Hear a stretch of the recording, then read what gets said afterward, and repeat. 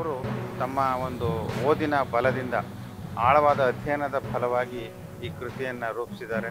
ಅವರಿಗೆ ಹಿಂದೊಮ್ಮೆ ನಾನು ಜಿಲ್ಲಾ ಕನ್ನಡ ಸಾಹಿತ್ಯ ಪರಿಷತ್ ಅಧ್ಯಕ್ಷನಾಗಿದ್ದಂಥ ಸಂದರ್ಭದಲ್ಲಿ ನಮ್ಮ ಒಂದು ವ್ಯಕ್ತಿ ಪ್ರಶಸ್ತಿಯನ್ನು ಕೂಡ ಕೊಟ್ಟು ಗೌರವಿಸಿದ್ದು ನನಗೆ ನೆನಪಿದೆ.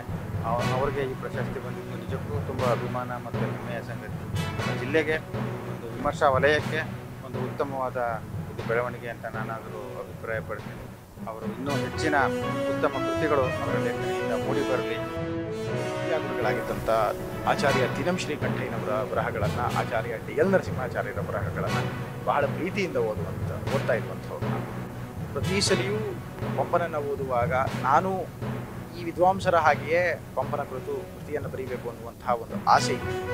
ಆ ಆಸೆ ಈಡೇರಲಿಕ್ಕೋಸ್ಕರ ನಾನು ಕೃತಿಯನ್ನು ಬರೆದೆ. ಈ ಯುವ ಕೇಂದ್ರ ಸಾಹಿತ್ಯ ಅಕಾಡೆಮಿ ಪ್ರಶಸ್ತಿ ಬಂದಿರುವಂಥದ್ದು ನನಗೆ ಬಹಳ ಸಂತೋಷ ಆಗಿದೆ. ನನ್ನ ಉತ್ಸಾಹವನ್ನು ಜಾಸ್ತಿ ಮಾಡಿದೆ.